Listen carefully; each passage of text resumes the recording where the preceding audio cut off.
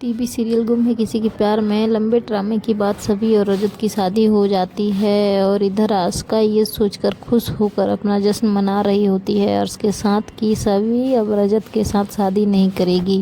और सभी और रजत की शादी के बाद दोनों के परिवार में जश्न का माहौल बना रहता है। दोनों ही परिवार में सबको यही लगता है कि अब रजत को सही की कस्टडी बहुत जल्द मिल जाएगी। और रजत की माँ सभी का बहुत अच्छे से स्वागत करती है और सभी खुशी खुशी शादी एंजॉय करने लगते हैं और रजत भी अपनी शादी को एंजॉय करने की कोशिश करता है। शादी की सभी रस्मों के बाद सभी की विदाई बड़ी धूमधाम से होती है और सभी विदाई के बाद अपने ससुराल में पहुंचती है और वहां पहुंचते ही बड़ी धूमधाम से गृह प्रवेश की तैयारी किए हुए होते हैं।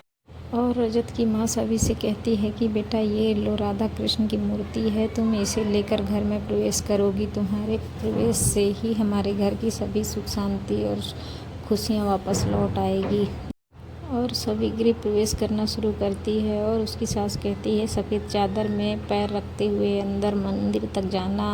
और सभी मंदिर में राधा कृष्ण की मूर्ति को रखती है और उनसे आशीर्वाद लेते हुए उनका स्वागत करती है और सभी लोग मिलकर राधा कृष्ण की आरती करते हैं। आरती करने के बाद सभी आराम करने लगते हैं और इधर तारा और उसकी बहन दोनों अपनी माँ से बोलते हैं कि भैया और भाभी के लिए हम दोनों की तरफ से एक रिजॉर्ट बुक किया हुआ है जिसमें आप दोनों को आज वहाँ पर जाना होगा। तो रजत बोलता है हम घर पर ही ठीक हैं और सभी भी कहती है हमें कहीं जाने की ज़रूरत नहीं है, हम घर पर ही ठीक हैं।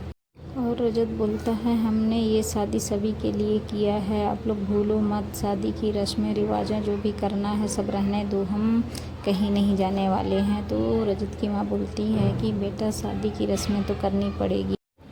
और रजत वहाँ से गुस्से में चला जाता है और पीछे से अमन भी भागता हुआ रजत के रूम में जाता है। तभी रजत अमन से बोलता है कि पेन किलर होगा तो दे दे भाई, बहुत दर्द हो रहा है। फेक स्माइल रखते रखते मेरे चीख में बहुत दर्द होने लगा है। और अमन बोलता है कि भाई तेरी बहन जो रिजॉर्ट बुक किए हैं उसमें तो चला जा, कम से कम घर में रस्में करने से तो बच जाएगा, इसलिए मैं तो कहता हूँ तू वहाँ चला जा। वहाँ जाने के बाद तुम दोनों जैसे भी रात गुजारना चाहते हो गुजारना, लड़ के झगड़ के चाहे प्यार से।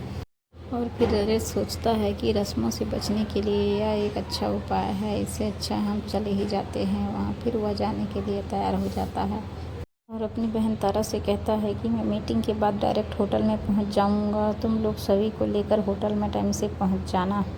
इतना सुनते ही तारा और उसकी छोटी बहन दोनों बहुत खुश हो जाते हैं और कहते हैं कि ओके भाई, हम टाइम से लेकर आ जाएंगे।